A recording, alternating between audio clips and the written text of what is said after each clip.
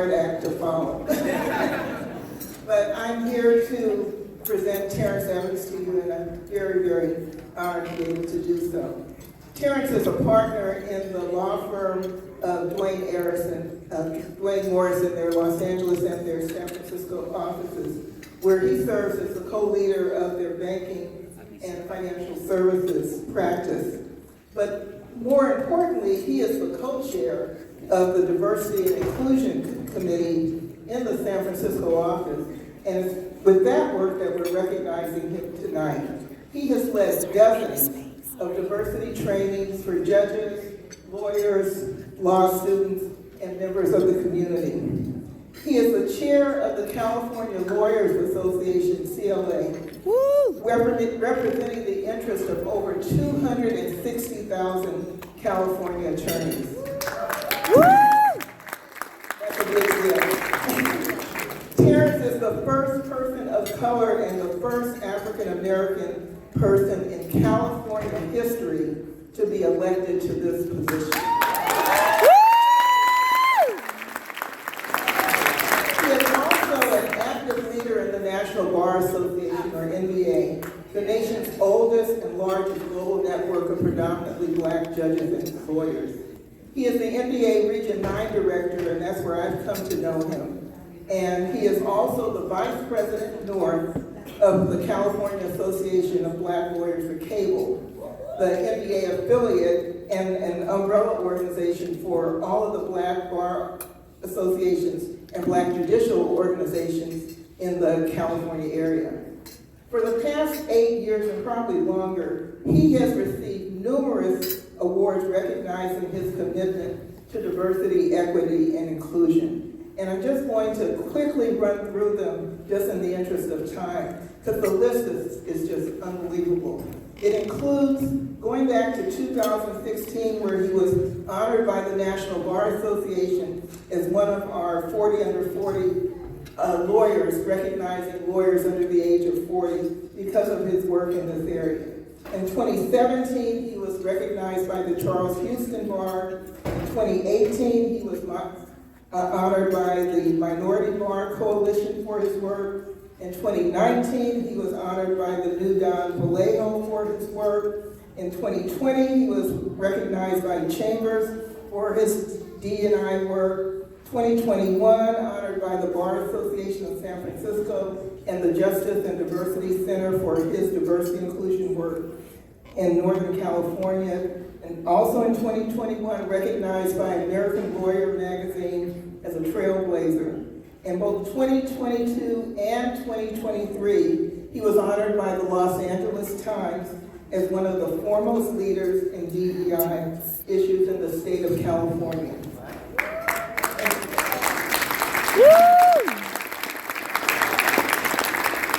And additionally, in 2022, he was also honored by the Minority Bar Coalition for the second time for his DEI work.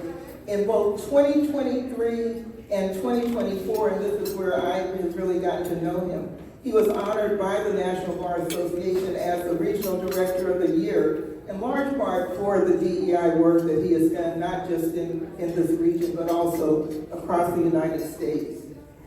In this year, he has already been recognized receiving the Cunningham Award from Cable for his DEI efforts. He has raised more than $600,000 for scholarships for underprivileged students.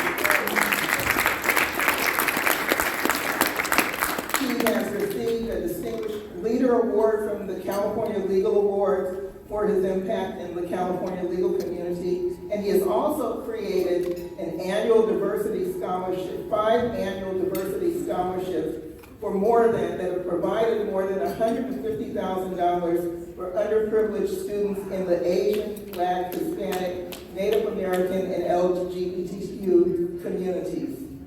But the last point that I want to make, and I say last but not least, more than 20 years ago, in 2002, Terrance was a law student who applied for a scholarship with this organization, BWL of Los Angeles. And he received that scholarship, and the money that he received, I've heard him tell the story, the The money he received from that scholarship he used to study for the California bar. That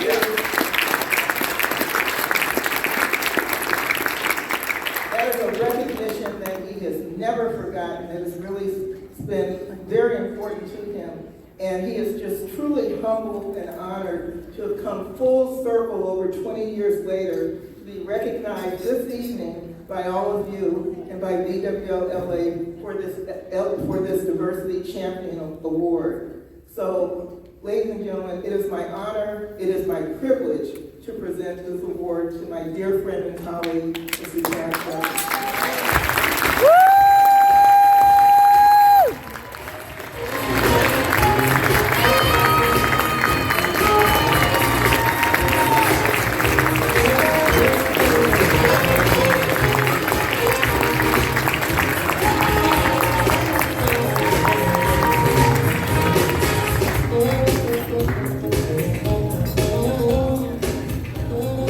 Well, good evening, everyone, and thank you, Yuri, for that incredible introduction. I'm so incredibly grateful.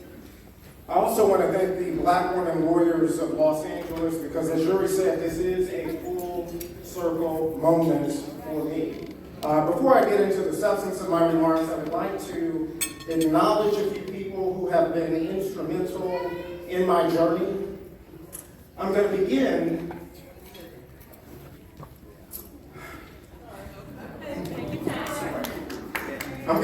with my beautiful mother, Cora Evans. She was unable to be here because of health issues, but she is on the telephone right now.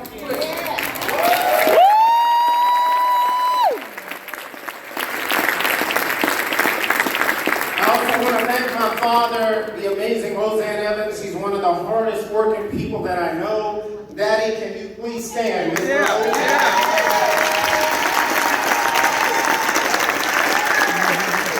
I want to acknowledge my uncle, Vincent Joe Evans. He's one of the smartest people I know. You can talk to him about any subject whatsoever. He'll be able to talk to you. My uncle, Vincent Evans. We're so happy to have you. My beautiful aunt, Angela Evans.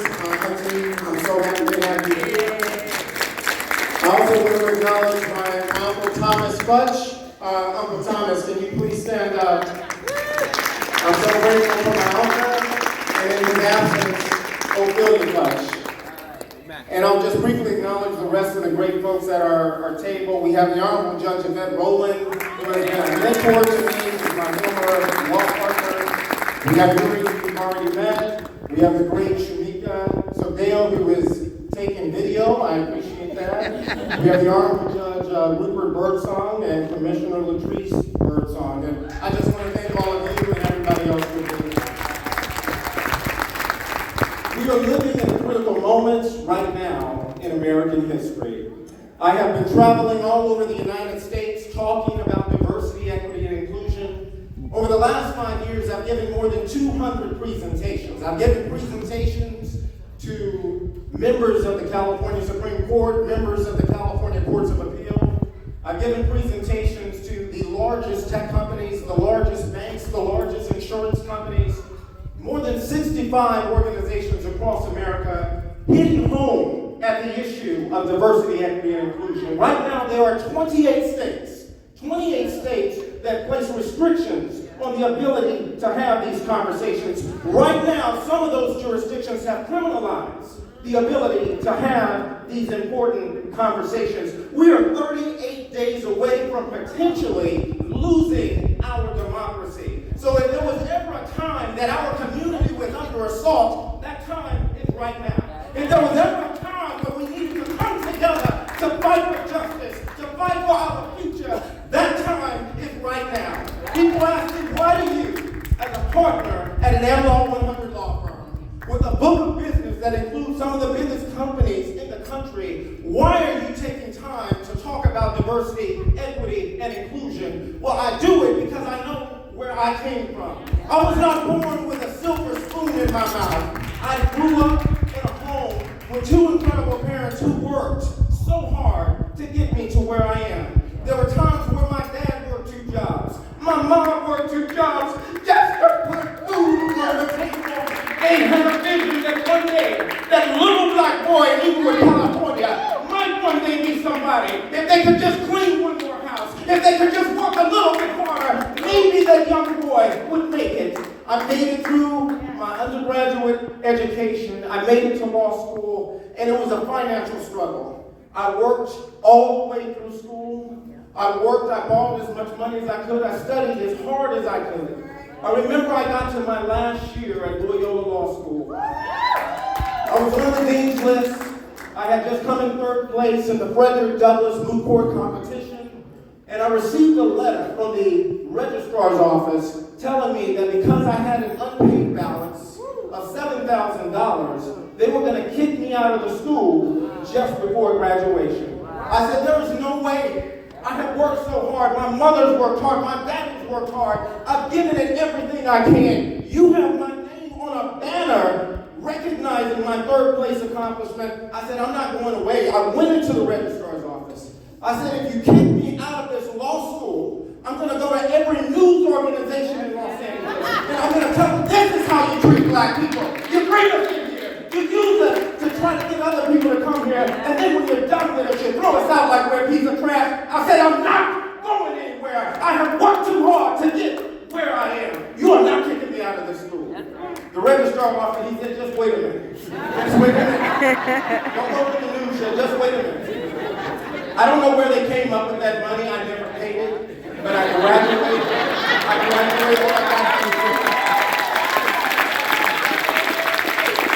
But I still had a financial issue. At that time, I didn't have a big fancy law firm job lined up, and I had no way to pay for my bar exam expenses. I had worked as much as I could. I had borrowed as much as I could. My parents had no money to give me. I had no rich uncle or rich aunt or anybody to write a check. I had no way to pay for it. And I came across a flyer. It was the Black Women Lawyers of Los Angeles. It was a scholarship. And I said, you know what? I don't know if I qualify for this scholarship. Obviously, I'm not a black woman. I said, well, I need the financial assistance. So I went ahead and I applied. And I prayed. Little do they know when I was going through the interview process, I was in desperation because if it wasn't for the Black Women Lawyers of Los Angeles, I would not be standing here today. I applied for that scholarship. And by the grace of God, the Black Women Lawyers of Los Angeles awarded me that scholarship. And it is because of the Black Women Lawyers of Los Angeles, I was able to go on to become a partner in one of the biggest law firms in the United States. I was able to go on to become the first black person to lead the largest state bar association in the United States of America. That was because of the Black Women Lawyers of Los Angeles. That I was able to start my own scholarship program. And I've been able to raise over $600,000 to help the next generation of black and brown and Asian students so that they too can realize their dreams. That seed was planted by the Black Women Lawyers of Los Angeles. So if you want to see the next Terrance Evans, if you want to see the next leader, you invest in the Black Women Lawyers of Los Angeles. Because by investing in this organization, you are creating the future leaders of tomorrow. It is because of these incredible women that I am able to stand here today. But I have a word of caution. That pipeline that made it possible for me to be here, for me to rise up for that poor little black boy in Inglewood to become a partner at a big firm, that pipeline is in jeopardy. We have an attack not only on our access to capital, but our ability to provide capital to each other. There are lawsuits all over this country trying to restrict the ability of organizations like this from giving out scholarships. There are lawsuits designed to inhibit our ability to help the next generation. So I have a call of action to all of you. We're 38 days away from the most important election of our lives. There is nobody coming to save us. There is nobody coming to rescue us. We are going to have to do that work. We are going to have to use our intellect and our resources and our skills to fight back and save our democracy. And you have an opportunity to do that. This coming Monday, the Black Women Lawyers of Los Angeles, the Langston Bar Association, Region 9, and numerous organizations are coming together at 6:30 p.m. at Nixon Peabody We need every black lawyer, every black judge, every friend of a black lawyer, every friend of a black judge to be with us 6:30 this coming Monday. And we're going to come together to fight to save our democracy. You can sign up on the Black Women Warriors of Los Angeles website.